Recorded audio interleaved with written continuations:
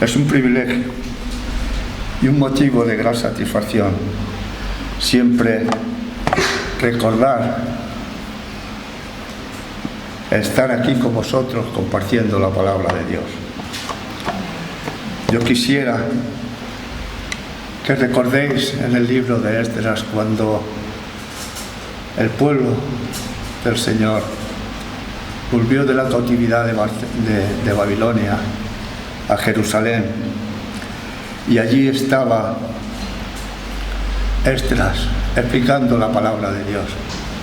Todos alababan a Dios, y eso es lo que me recuerda cuando subo a esta tribuna a compartir la palabra de Dios con vosotros. Quiero, antes de comenzar, hacer una oración a nuestro Señor, entregar la predicación en las manos de nuestro Señor. Señor y Padre Celestial, Dios Todopoderoso, tú que nos has dado este lugar por heredad, humildemente, Señor, te suplicamos tu ayuda para mostrarnos siempre un pueblo unido, un pueblo reconocido de tu favor y gozoso siempre de alabarte y hacer tu voluntad. Bendice, Señor, nuestra iglesia para que con sabiduría espiritual y según sea siempre tu voluntad, guardarnos y librarnos de toda contienda, de riña, de pelea, de discordia, de confusión. Quita de nuestra vida el orgullo, la arrogancia y todo el no andar en tus caminos, Señor, lo que tú nos has señalado. Protege, Señor, nuestra sana doctrina, nuestras costumbres de alabarte, de orar, Señor, y haznos ser un pueblo unido a pesar de las diferentes nacionalidades y lenguas que podamos tener en la iglesia. Llénanos con tu espíritu de verdad y de sabiduría, a quienes en tu nombre confiamos toda la autoridad de la iglesia, para que siempre haya justicia y paz en este lugar, en nuestros vecinos, en toda la isla, así como en nuestro país o en el país donde pertenezcamos, Señor. En tiempo de abundancia llena nuestros corazones de gratitud. En el día de la prueba, en el día de la angustia, no permitas que nuestra confianza en ti decaiga. Por favor, te rogamos humildemente, Señor Espíritu Santo, que nos ayudes con la predicación de hoy, para que quede guardada en nuestros corazones hasta el fin de nuestros días. Te lo pedimos todo en el nombre de Cristo Jesús. Amén. Hermanos, hoy quiero hablaros de un tema que quizá lo obviéis un poco, porque voy a hablar de la oración. Y me preguntaréis, ¿qué puede decirnos el hermano de la oración? Se han derramado ríos de tinta sobre la oración. Hemos oído y hemos leído muchísimos comentarios acerca de la oración.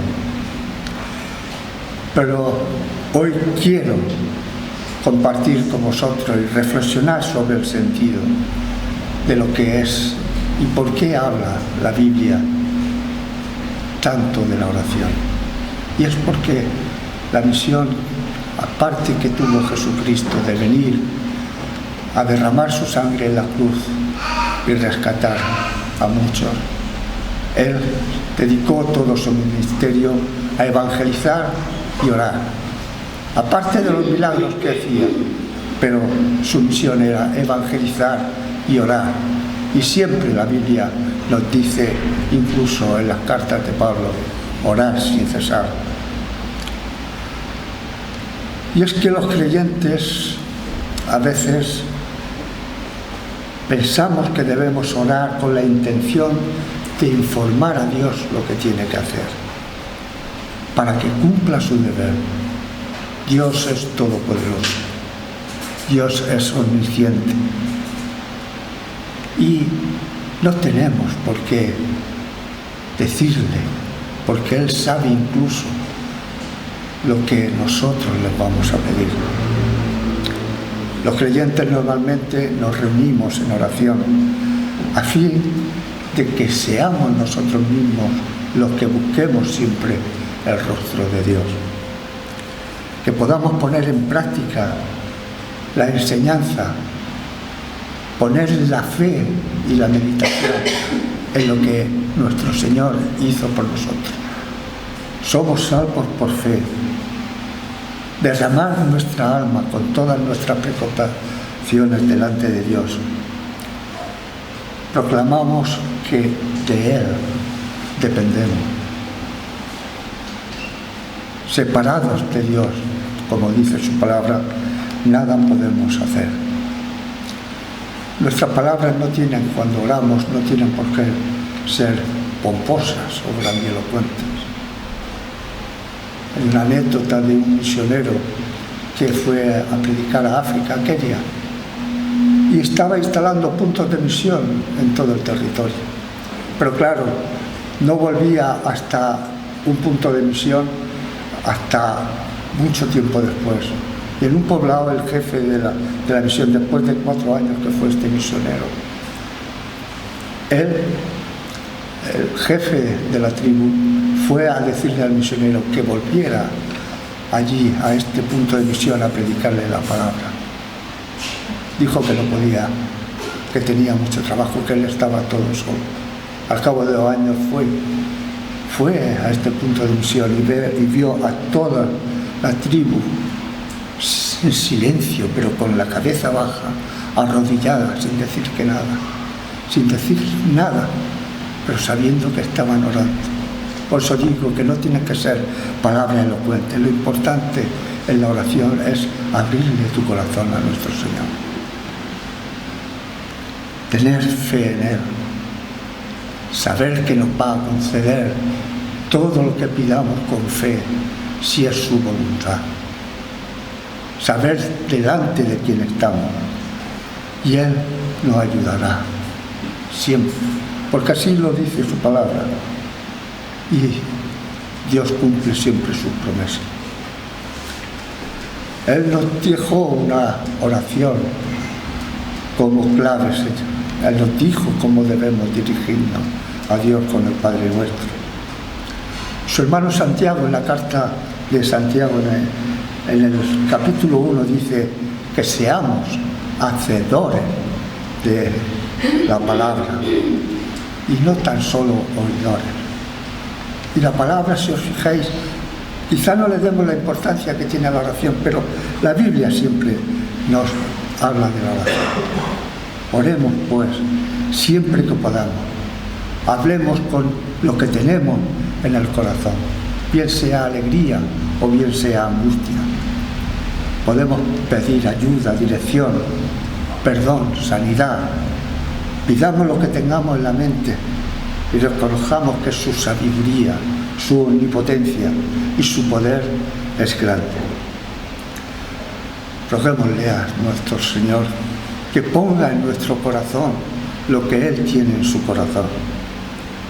Agradezcamos a Dios todas las bendiciones recibidas, todas las oraciones escuchadas, todas las oraciones que Él nos ha concedido.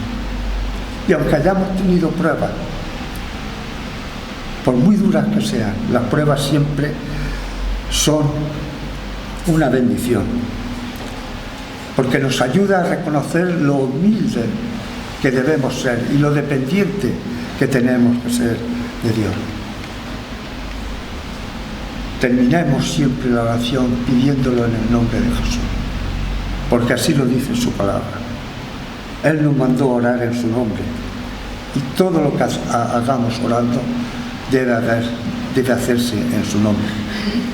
Hemos leído Juan 17, un capítulo increíble, extraordinario. Hemos leído solamente una porción, pero yo os animo a que leáis en casa detenidamente este capítulo de Juan 17, porque en él veréis que nuestro Señor Jesucristo ora por los discípulos. Y es escogido esto precisamente por este título, porque nuestro Señor ora por los discípulos. ¿Por qué debemos escoger este ejemplo de nuestro Señor cuando ora por los discípulos?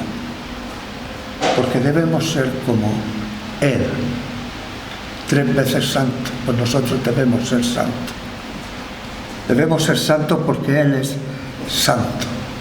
Él es el más sagrado, el más adorable, el más desconcertante, el más grandioso y maravilloso nombre, sobre todo nombre, que es y será siempre exaltado, alabado, bendecido, amado, adorado y glorificado por todas las criaturas de Dios.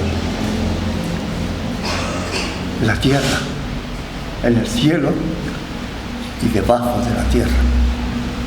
Que podamos ver en estas 350 palabras del capítulo 17, si lo leemos atentamente, que veamos cómo nuestro Señor, después de orar por sí mismo, ora por los discípulos. Jesús ora por los suyos, ora por los escogidos, ora por ti que has puesto tu fe en nuestro Señor Jesucristo. Y como dice su palabra, estás apuntado desde antes de la fundación del mundo entre los elegidos.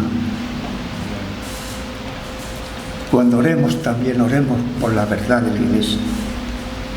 Porque la Iglesia no hace en el mundo otra cosa que continuar la obra que nuestro Señor Jesucristo nos dejó para continuar. La Iglesia cumple y debe cumplir la misión de Cristo. Evangelizar, orar, congregarse todos los hermanos, saber y cumplir nuestra misión.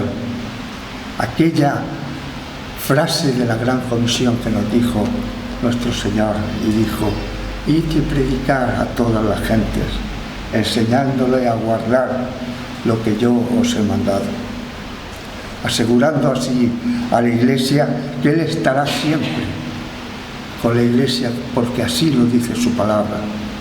Dice: y sabed que yo estoy con vosotros hasta el fin del mundo. Lo dice en el libro de Mateo. La Iglesia debe estar en el mundo, no como una servidura, como un servicio o una servidora humilde, sino manifestando la fuerza de la misión que tiene encomendada. La misión de ir y evangelizar, ir y predicar y llevar el mensaje de salvación que nuestro Señor Jesucristo nos confió.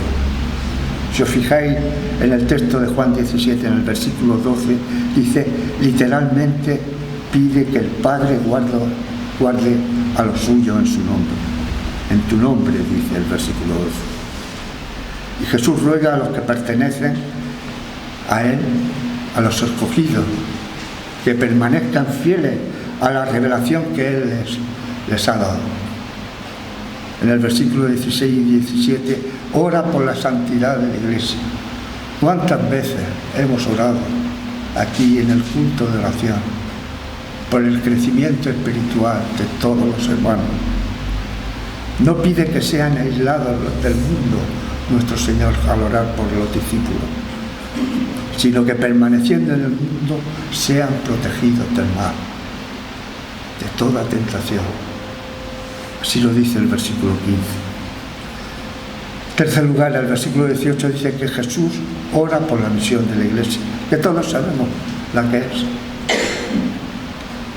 Nos dice el versículo 18: como tú me enviaste al mundo, así yo los he enviado al mundo. Pide por esa misión. Cuando estuvo aquí nuestro Señor, estuvo predicando, orando y haciendo milagros, teniendo misericordia porque éramos muy débiles en todos los sentidos. Nuestro Señor debe ser el modelo permanente de cada cristiano. En cuarto lugar, Jesús ora por la Iglesia, en los versículos 20 y 21. con dos aspectos, destacando la unidad que debemos tener con el credo de los apóstoles y la unidad que tenemos que tener nosotros como congregación. Dice, mas no ruegas solamente por esto, refiriéndose a los apóstoles, sino también por los que han de creer en mí por la palabra de ellos, para que todos sean uno. Y cuando nos dice todos, quiere decir esa comunión con los apóstoles y con nuestra congregación. Vemos al Señor orando, vemos al Señor haciendo un ruego para que haya una continuidad histórica en la Iglesia, en lo que hoy llamamos la Iglesia posapostólica. En el libro de Efesios, Pablo nos habla de la unidad del Espíritu. Nos habla de que fuimos llevados solícitos en guardar la unidad del Espíritu en el vínculo de la paz, como un solo cuerpo, un Espíritu, un Señor, una fe, un bautismo, un Dios y Padre de todos. Un Señor, una fe, un bautismo y un único Dios, Padre de todos. Mirad, hermanos y amigos que estáis esta mañana aquí. Las estructuras de la Iglesia son importantes. La jerarquía de la Iglesia también es importante. Pero más importante, lo más importante de la Iglesia es la unidad de la fuerza. La unidad de todos los creyentes, de toda la congregación. Que todos participamos en todos los actos que tiene la Iglesia. Hemos hablado del que va a venir el aniversario de la Iglesia. Apoyemos a la Iglesia. Apoyemos cualquier acto, bien sea personal o bien sea como comunidad, como congregación, como queréis llamarlo. Apoyemos siempre como hermanos. Que cada creyente de la Iglesia de la Verdad sea digno de llamarse y poder llamarse hijo de Dios. Es necesario que la Iglesia de toda época sea una Iglesia apostólica también. Creer en el credo apostólico, leal a la enseñanza del Nuevo Testamento, tener fe en nuestro Señor Jesucristo como único y suficiente Salvador. Leer cada párrafo detenidamente de la Biblia, cada enseñanza de la sana doctrina, que es el Evangelio. ¿Y qué es sino el Evangelio? Es Cristo crucificado. Cristo crucificado, allí en la cruz, derramó hasta la última gota de sangre por cada uno de nosotros. Por cada uno de nosotros que hemos puesto la fe en nuestro Señor Jesucristo. Después tenemos que tener esa doble unidad por la que oró Jesús, esa verdad en común que tenemos de creer firmemente en el credo de los apóstoles y tener una vida en común entre nosotros. Como he dicho, hermanos, las estructuras de la Iglesia son importantes, pero mucho más importante es el crecimiento espiritual de cada uno de los hermanos. Ante la pregunta que os pueda hacer, y no me tratéis de impertinente, si oras a Dios, porque yo sé que cada creyente ora a Dios, todos los creyentes, todos los cristianos, nos ponemos delante de Dios en oración, o alguna vez hincamos nuestras rodillas en ese rincón que tenemos en casa para tener intimidad con Dios Padre, con Dios Señor Jesucristo y con Dios Espíritu Santo. Incluso los no creyentes, incluso los ateos, alguna vez han orado al Señor. En tiempo de tribulación, en tiempo de necesidad de ellos, siempre, ay Dios mío, ayúdame. Aunque no crean en Dios. Lo podemos ver en muchos ejemplos. Pero hablemos de lo que nos importa. a los creyentes del crecimiento espiritual, de la búsqueda de santidad. No hay una regla. En la búsqueda de santidad no hay que estar pasivos y que la santidad venga a nosotros. Debemos buscar siempre el rostro de Dios, porque no hay ninguna técnica ni ninguna receta. Es ir tras la santidad, orando, leyendo la Biblia y subiendo cada día un peldaño más hacia el camino que el Señor nos indicó, que está en el cielo. Buscar siempre a Dios y su justicia perfecta, como dice su palabra. Los creyentes, y como dice su palabra, queremos llegar a la meta y ser coronados con la corona de justicia, con la corona de gloria y de vida que el Señor nos pondrá. Pero todos los seres humanos somos grandes corredores. Huimos siempre de las amenazas y corremos hacia todo lo que nos atrae del mundo, que es bastante lo que nos atrae del mundo. Pero debemos rechazar lo que el mundo nos ofrece. Porque, ¿qué tal si intentáramos huir del pecado y acercarnos corriendo más y más aceleradamente hacia todo lo que es de Dios? Eso es buscar el rostro de Dios, eso es buscar la santidad, eso es crecer espiritualmente.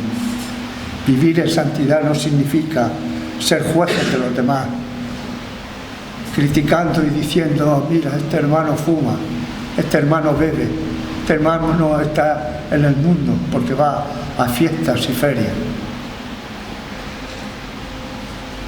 El crecimiento espiritual y la santidad es la necesidad diaria de crecer más y más en Cristo.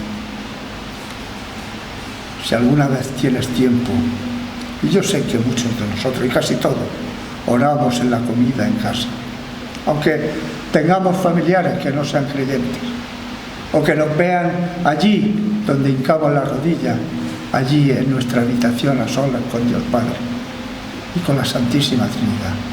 Eso es un ejemplo que estamos dando a aquellos familiares nuestros que han desviado la atención y la mirada de la cruz. Te suplico con todo el aprecio que os puedo mostrar, que si he preguntado si oras, me perdonéis, porque la oración es absolutamente necesaria para la vida del creyente y para la salvación del creyente, para la salvación del hombre. Y lo digo con toda firmeza y rotundidad, porque así lo dijo nuestro Señor Jesucristo. En el Evangelio de Lucas hay una parábola de la viuda y el juez injusto, y nuestro Señor Jesucristo se refirió en la parábola diciendo la necesidad que tenemos de orar y no desmayar. La oración es necesaria para la salvación. Y te puedo dar algunas razones para que reflexionemos. De verdad, ningún hombre o mujer puede esperar que sea salvo si no ora. Así lo dice su palabra. Creemos firmemente en la salvación por gracia. Y creemos tan fuertemente como cualquier creyente pueda creer y manifestar.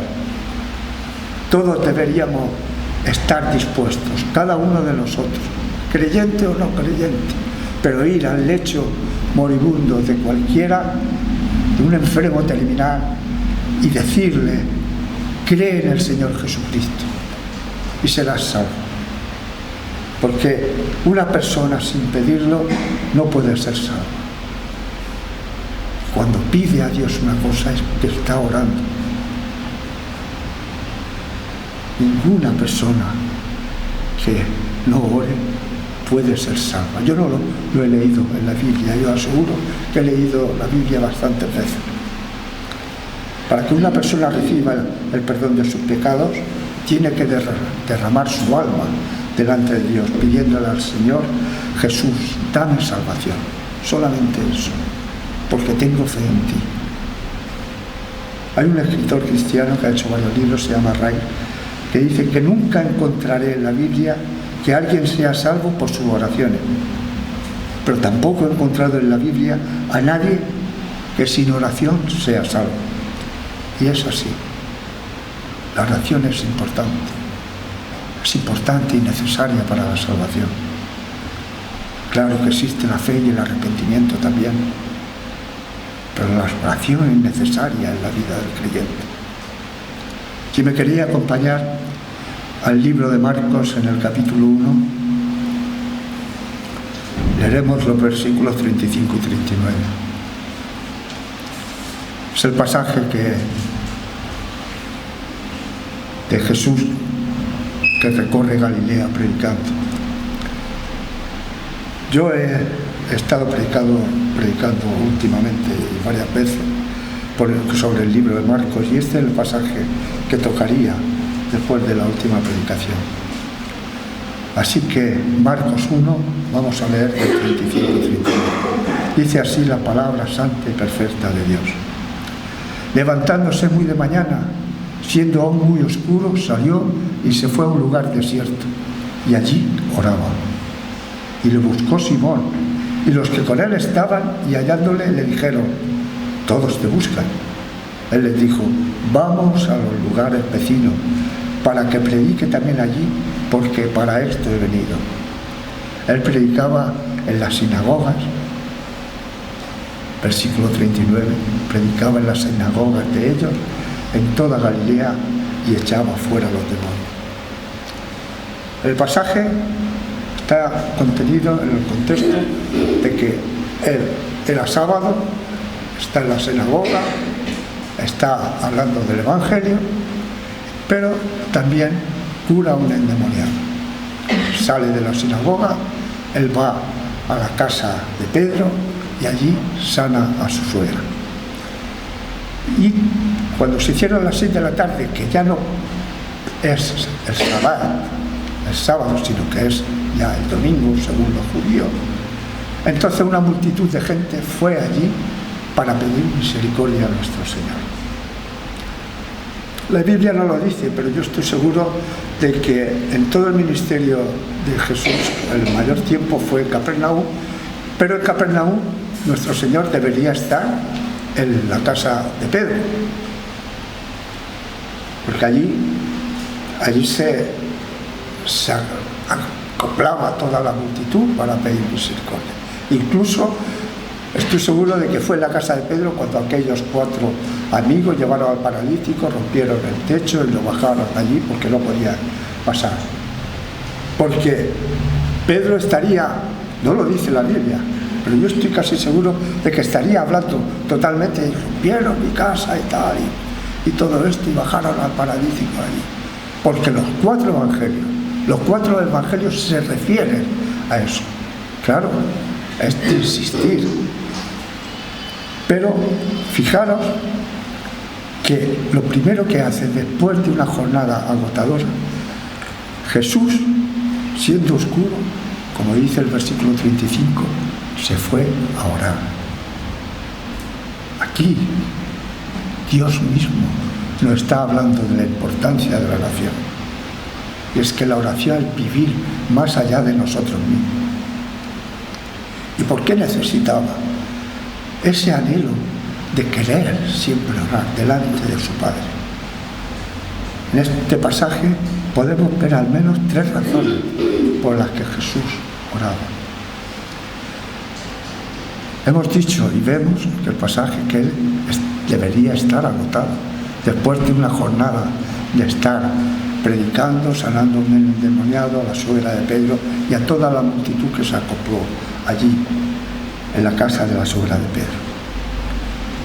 En esas circunstancias cualquier cuerpo, cualquier persona debería estar exhausto tanto mental como emocionalmente. No somos de hierro. Y cuando estamos cansados, la mente se distrae. Y es cuando más estamos expuestos a la tentación. Es la facilidad que tiene el enemigo de atacarnos. Por eso la oración es tan necesaria. para pedir a Dios como Dios deje caer en la tentación. Oremos pidiéndole a Dios también nosotros, cuando nos falten fuerzas, que no decaiga nuestro ánimo, nuestro entusiasmo, que tengamos fuerza todavía para orar, aunque estemos cansados, para asistir al culto de oración, para evangelizar.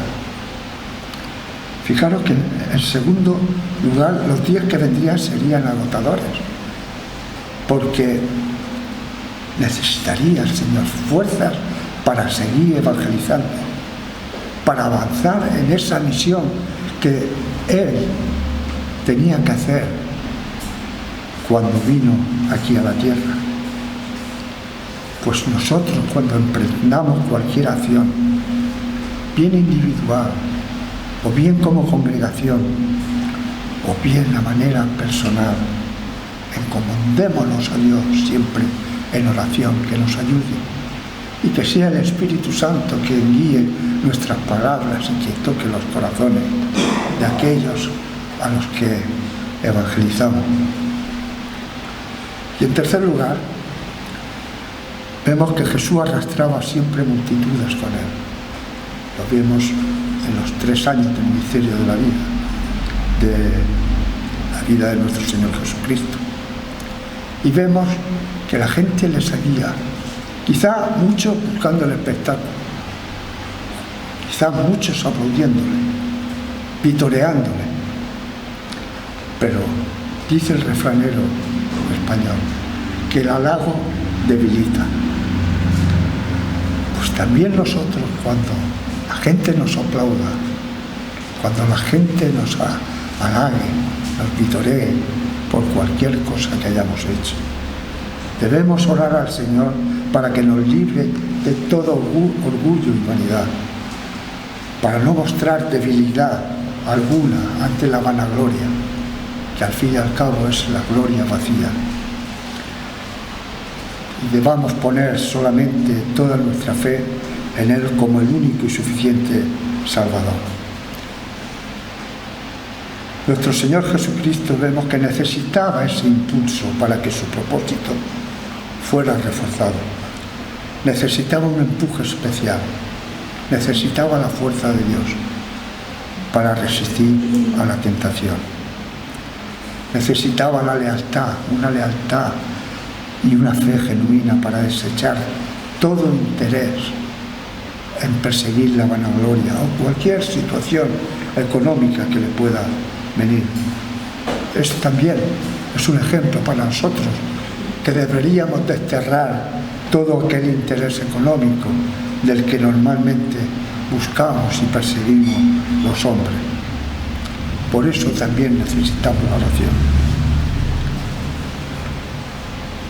También nuestro Señor Jesucristo oraba porque no quería ser distraído ni apartado de la misión que Él debía hacer. Él podría ver toda la abundancia de necesidades que tenía toda la multitud que le seguía. Jesucristo en sus 3 años de ministerio sabemos que estableció en Capernaum la mayor parte de su ministerio. Pero allí en Capernaum la gente ya había oído la predicación de nuestro Señor. Nuestro Señor era el Mesías prometido. Si se hubiera detenido solamente en Capernaum, muchas personas de todo el mundo nunca habrían oído el Evangelio. Era mucho más probable que la gente supiera y les hiciera ver el Señor que era de ellos la responsabilidad de que ellos fueran y continuaran la obra que Él comenzó, predicando el reino de Dios, predicando que el reino de Dios se había acercado y que al oír nuestro Señor, al irse de allí, ellos fueran los testigos que buscan nuestro Señor para que den fe y testimonio de Él. Pero si Jesús quedaba siempre con la misma gente, aquellas personas nunca llegarían a ser los testigos que nuestro Señor estaba buscando. Es el sentido más simple, el más llano, el más básico de definición de lo que es ser un discípulo. Jesucristo, un discípulo de Jesucristo es aquel que da testimonio personal de Él, como lo dieron los apóstoles, diciendo que es el único y suficiente Salvador. Los apóstoles tenían la experiencia personal. Ellos hablaron de la muerte de nuestro Señor Jesucristo, de su resurrección, y hablaron del Evangelio. Fijaros otra vez aquí en el versículo 35, que se fue a orar y nos habla de esa importancia.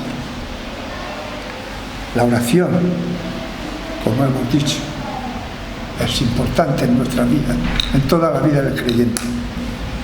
El hecho de que Jesús sintiera la necesidad de dedicarle tiempo a hablar con su Padre nos debe recordar que nuestra necesidad de orar debe crecer cada día y que tiene que ser mayor